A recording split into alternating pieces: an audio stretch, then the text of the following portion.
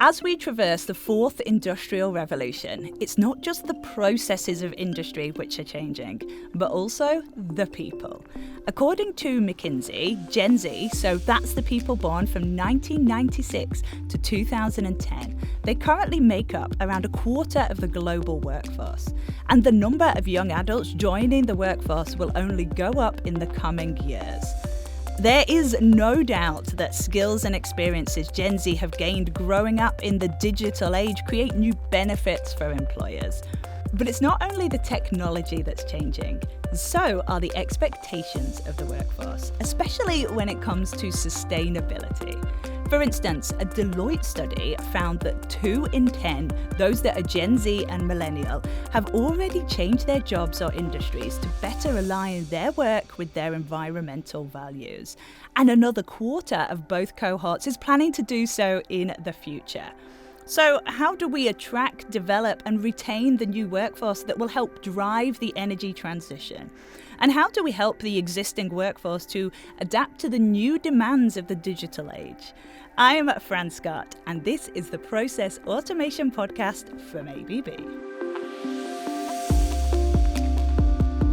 In this opening episode of the 4th season of the Process Automation Podcast, we are going to be joined by April Whitson, Global Head of HR at ABB Process Industries, and Kim Sunna, a Production Manager at LKAB.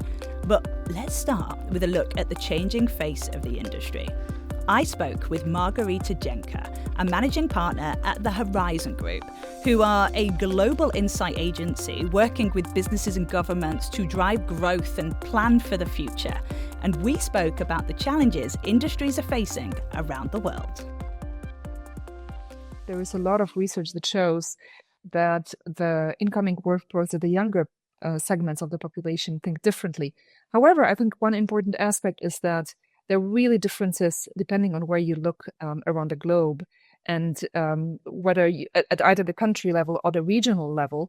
And this differs very strongly. What we have seen in studies that we have done recently is that in less developed countries, the attitudes are more towards having a good job, and the wish is more towards having a good job and having a good, stable role, well paid. Whereas in more advanced countries, the attitudes of young people are really different. They are looking more for purpose, for flexibility, for the non-monetary aspects of a job that are becoming much more important than in developed countries. So it really depends where you look at. Globally, then again, we see a trend that vocational training has been stagnating. So there is not been a major increase in terms of vocational training because there's been a push among the young people to get higher educational degrees, to go towards higher education, because this is what would allow them to get better pay over time and higher income over time. But to some degree, this led to a stagnation in terms of the vocational training and to a deprioritization by the young people. How are technological advancements reshaping industrial workplaces? There's been actually a lot of influence from technology on the industrial workplaces. And I think one of the things that we need to keep in mind is technology never works in isolation, right? It always works with respect to what's going on around it. So one of the most defining features of the past decades was actually the supply chain segmentation that happened across different countries. The other trend is the automation that has also been ongoing for a very long time, but it is now being taken to new levels. And this process has been accelerating actually for a long time. In terms of automation of individual tasks in manufacturing, in terms of different types of collaboration as well between machines and humans in the workplace, which was very important, and in terms of increasing connectivity as well. And this is what also is going to be the foundation for the future, because as connectivity between the machines, internationally, and also within the plant increases, this creates a lot of data that can be used by artificial intelligence in order to optimize processes, which are becoming more and more automated. And Margareta, is there any data on how the historically less represented groups in the process industries are being affected by this changing workplace? So is the incoming workforce more representative of the general population? The workforce is always representative of the population because this is the pool that we recruit from, that companies can recruit from. What is changing are the attitudes among the population towards specific roles. And that's something that we are seeing, notably the attitudes of women, so the share of women has been increasing very slowly over the past years, but the share of women in processing industries has been rising very slowly. So there is a process that this is an underserved group, but it can be accelerated further. And how is the industry adapting to the evolving expectations of the modern workforce? I think one of the important measures that companies have been taking, not all of them, but many of the companies, is a slightly different branding towards younger people. So this is one aspect that we've seen a lot, to brand themselves more around, or not just brand, but to reorient themselves more towards a purpose, an explicitly stated purpose that is linked to some kind of broader agenda, societal well-being, and it links to people, to how their industry really impacts people. I think people and the planet as well. These are two aspects that are very relevant for the younger people. So that has been a very, very visible aspect. There has been also a lot of direct outreach towards younger people that has been happening. So to really, for example, skills-based hiring is one of the aspects that has been helping to tap into the not so obvious types of groups of younger people who may not have directly the vocation training, who can be then uptrained, who don't have formal degrees, right, but who can be uptrained and upskilled to do a specific roles. This is another aspect that we've seen. We also see moves towards greater flexibility in the process-based industries. So companies are doing actually a lot in order to attract the younger cohorts of the workplace. I think it is also in their interest, because that's where the talent is, and that's actually where a lot of the more digitally native talent is as well, which is going to be important for the future of the workforce as well. Margareta, you obviously have a wealth of experience in this department. So where do you see the workplace going in the future as it continues to automate? And what skills will be needed in the future? And how do we today prepare for the workplace of tomorrow? I don't think we yet at the end of the automation trend. I think it will continue to increase. It will increase not only in advanced countries or in the developed countries, but also in the developing countries as well. Because generally what happens with this kind of technological innovation is that at the beginning the price is high, but then the price of the automation will decline and will also reach other countries as well. So we will see this process go through the different countries depending on their levels of development. So this is one aspect.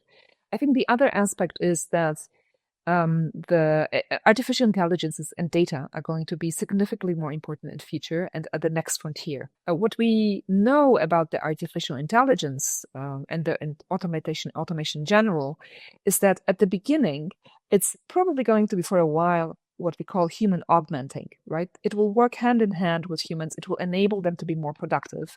And the skills will change in the sense that understanding the advantages, the benefits, but also the limitations of this technology is going to be crucial for workers at all levels, because everybody will have to work with those tools. And especially at the beginning, those tools need to be trained. So, contributing to the training of those tools, to the development of those tools, the more workers can do that, the better for the company and the better for the workers also themselves. And then also softer skills such as critical thinking. Critical thinking is going to be a key aspect, because the moment you understand the process from a larger perspective, you can also better judge whether the tool that you're employing is working in the right way, right? So it's really supervising those tools that's going to be more important rather than really doing the work itself. It requires a broader skill set, because it requires people also to know not only their role, but also how the tools work. It requires also collaborations with other teams and within the team and with other teams as well. So the skill set for everybody is going to just be broader and more geared towards critical thinking, collaboration, managing for the long term as well, etc. Margareta, thank you so much for that overview. Absolutely fascinating. And so those are the challenges that industries are facing as they navigate the transitioning workforce. But what are the current challenges of the heavy industries, an area where the number of open jobs has more than doubled since 2011, according to EY? Well, April Whitson is the global head of HR at ABB Process Industries, and she tells me how ABB are finding innovative solutions to new challenges facing the manufacturing workforces. So as the aging workforce is really a major concern for us, we also are needing to make sure that we're tailoring to that early career and managing the shortages that we're going to start to see if we don't bring in some of that younger talent into these industries where maybe it's not quite the sexiest place to work, but it's rewarding at the same time, and we just have to work on educating them. And a lot of our customers are definitely in that space of shifting the mindsets and getting these Gen Zs to really see that these types of heavy industries are a place to go, and just impressing upon them that these industries are not going to go away. We will always need to mine from the earth. There's too many things in our life that are dependent on that. And so, of course, we have to keep up with the times, and we need to be connecting to the sustainability efforts, right? Sustainability is a huge thing in the eyes of so many human beings. Our earth is precious, and we need to protect it for the future. So I just really believe strongly that we need to focus getting the messages out, because that's what Gen Z is looking for. They want that connection. They want that ability to see their purpose aligned with the company's purpose. And important things like environmental sustainability efforts is very, very big for them. So the more we can do that, the better. And I think ABB is doing a fantastic job, but we still have work to do. Of course. And so just delving into that in a bit more detail, how can the industries better align with these expectations of this young talent coming in? So if you think about purpose and sustainability, a lot of our younger professionals really want to work for companies that are showing that they are making a positive impact in the world. So how do we continue to do that? How do we continue to brand ourselves and ensure that our employer branding is tied to this positive impact that we're making on the world here at ABB? And these sectors that we're in are really the heart of the transition, right? The energy sectors, these heavy industries, their focuses are on a more sustainable future. So we just need to continue to do that and be very transparent with what it is that we're doing. What does our corporate statement look like? But go beyond that. Let's show them real action that we're taking. And then thinking about work-life balance, flexibility, of course, post-COVID, and thinking about the Generation Z, especially coming into the workplace. This generation experienced what it was like to get education from home, or in some cases we're still in high school age at that point, or entering into the college life, and had to do that in a remote way from home, using Zoom calls, etc. And so being able to be more flexible with their learning was something that they learned to do. And I think we have to be very aware of the fact that as they enter into the workforce, that is also something that's very important to them. The third area is just career growth. So what are we doing as a company, and as especially in these industries, to ensure that we're giving our employees good career paths, good mentorship programs, continuing to upskill. And I think, we can talk about this in just a minute if you want to, but even the generation that's reaching retirement, reskilling of that population is very powerful. And when the early career or younger generations see us doing that with some of the more senior employees in the company, that gives them a sense of satisfaction and knowing that there will be a potential to upskill as I continue in my career. So we need to be able to show that we're doing those things and also do those things for our early careers. That's very, very important. Absolutely. And gosh, times are so changing. There's the introduction of tech. There's the introduction of how people like to work differently. And then I suppose there's the changing of actually what the industries look like themselves.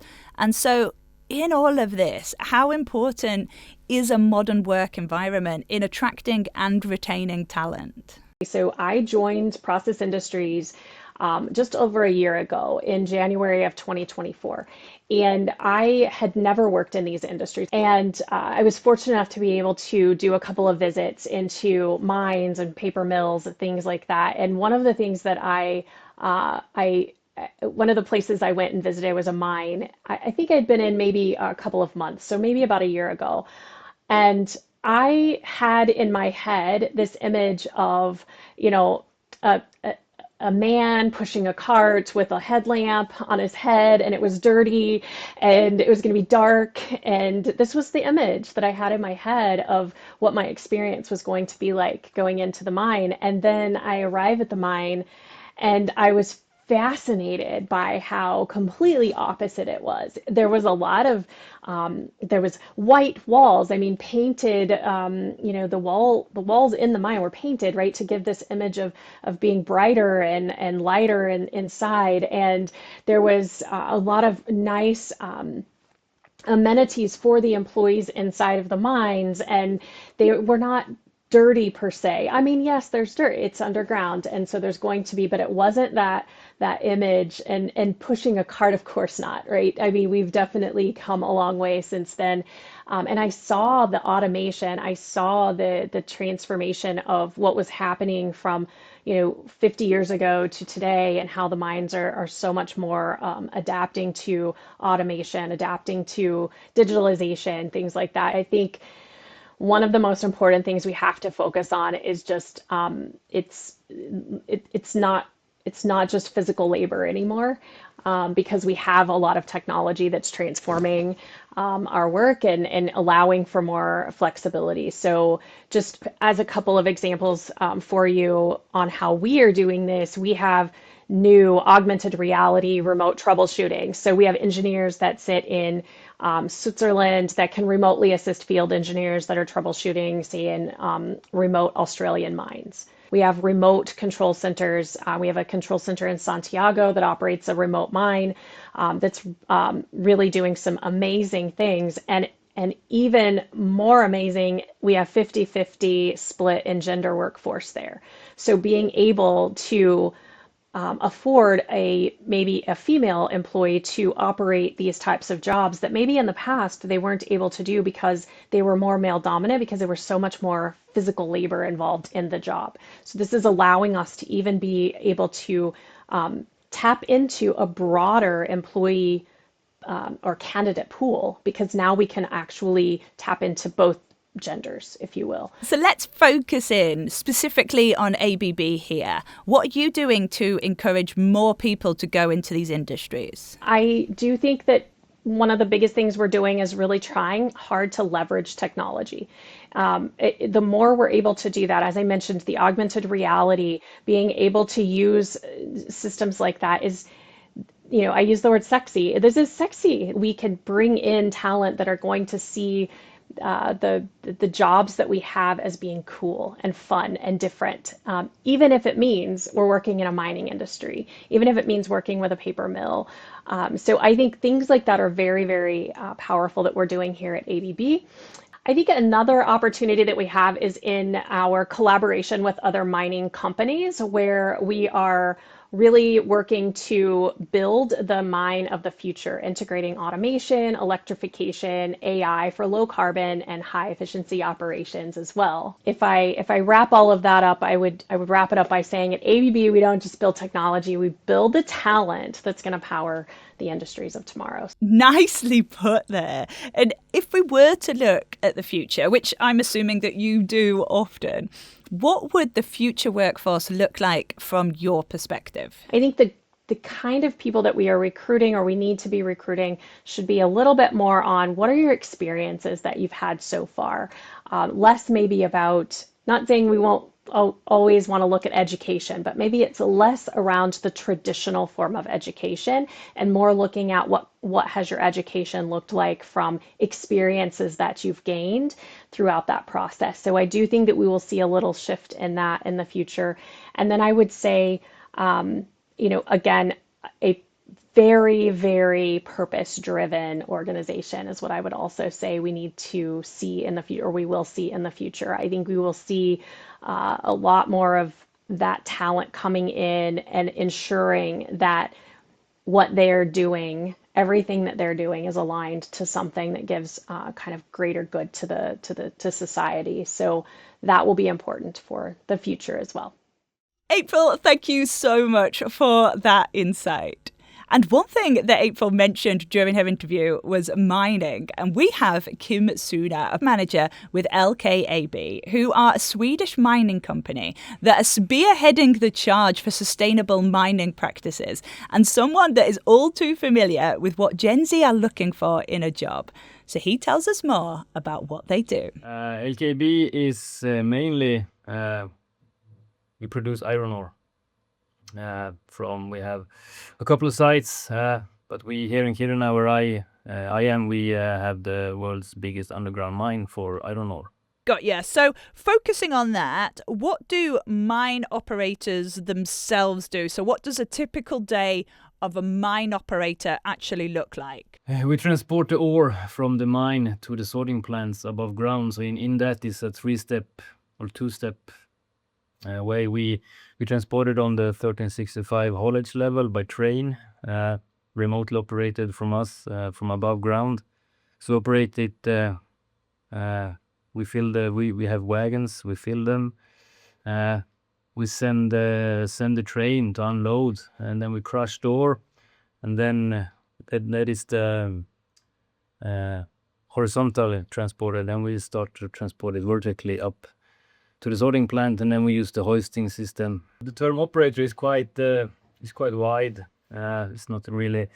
It's everything from actual doing the work underground, maybe in a drill rig, or doing some blasting, or stuff like that we do down in the mine.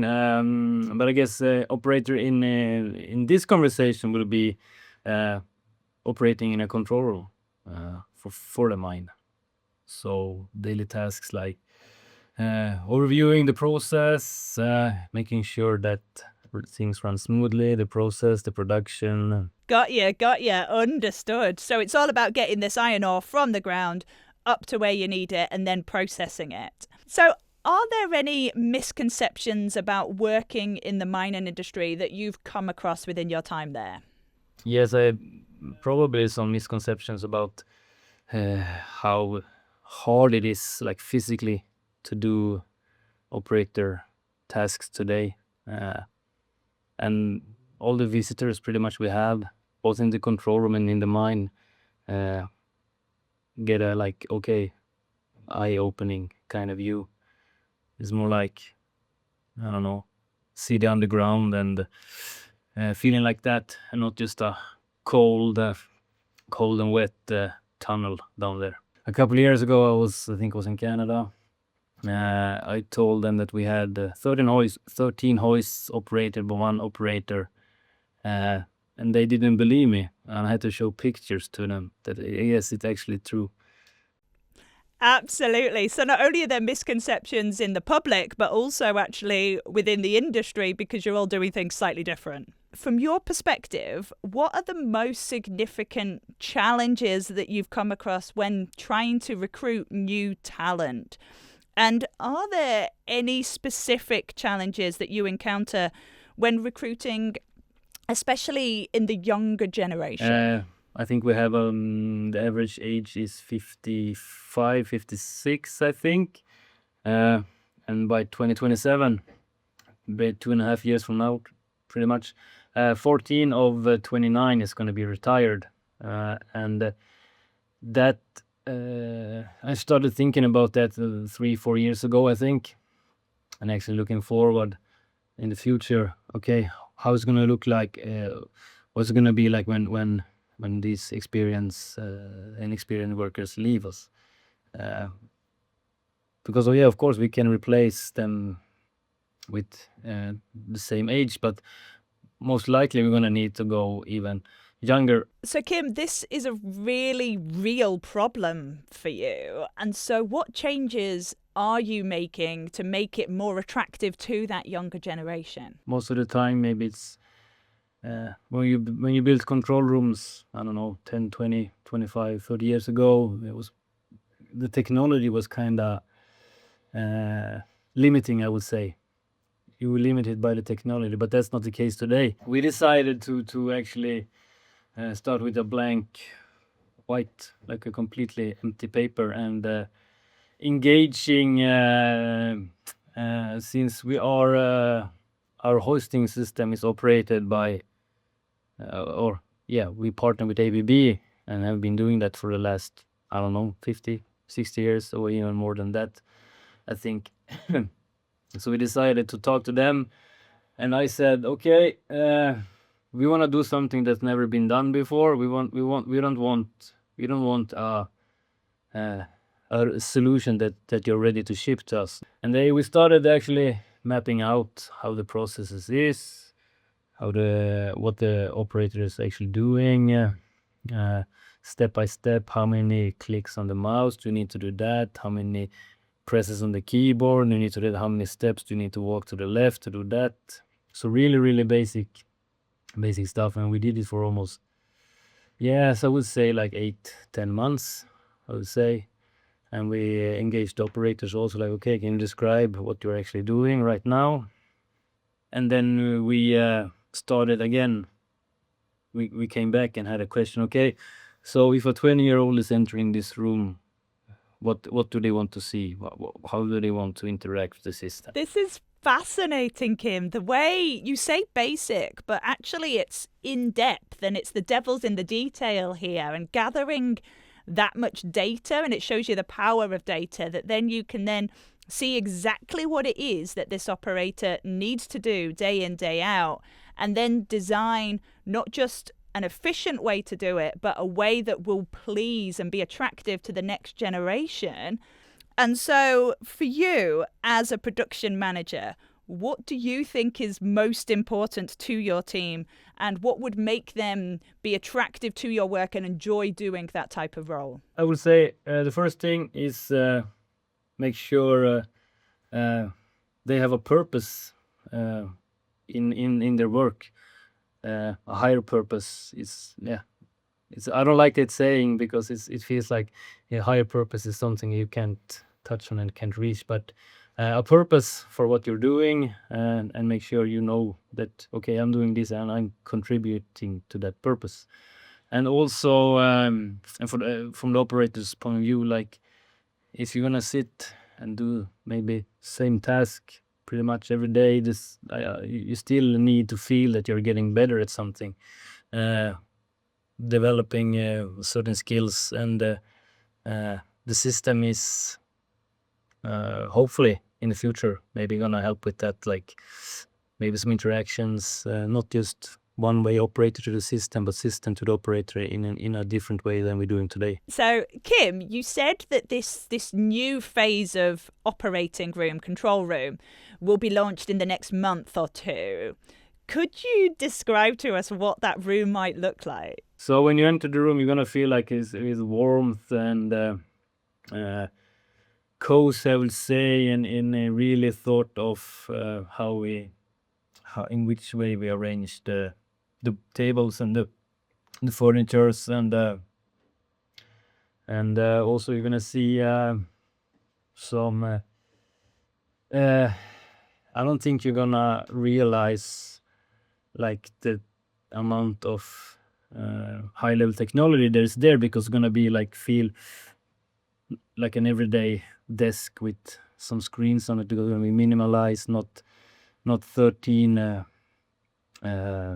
operator place for it's gonna be one minimalized, and then the other parts where the haulage level is also gonna be like really slim, and it's gonna be, you're gonna feel like you want to interact with the other people in there, not just shut with the door shut somewhere in the corner.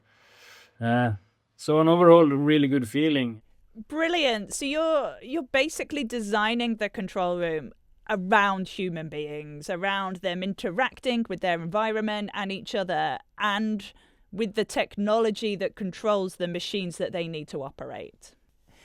And so, just in summary, with all these changes that you're putting in place, ideally, what would you want the future workforce to look like? What do you think it might look like? Way more personnel turnaround, I would say. Because right now I think I've recruited five operators in, I don't know, 5-6 years, so it's maybe one a year. And that's not going to be the case in 10 years from now, I would say. Because the times when you enter the workplace at a certain age and then work there for 20 years, something, probably those times has probably passed. So we are going to have bigger personnel turnovers. So we're going to need fast, the environment and the control room is going to be needed to be contributing to fast learning, sparkling the curiosity of the operators. Hopefully in the future it's going to maybe be more like, even if the process doesn't change, we're going to think to keep the younger workforce there and keep them eager to learn. We're going to have to challenge them in a lot of ways, and the feeling in the room probably going to be more like, okay, what do we do? How do we do it? Why do we do it? Hopefully.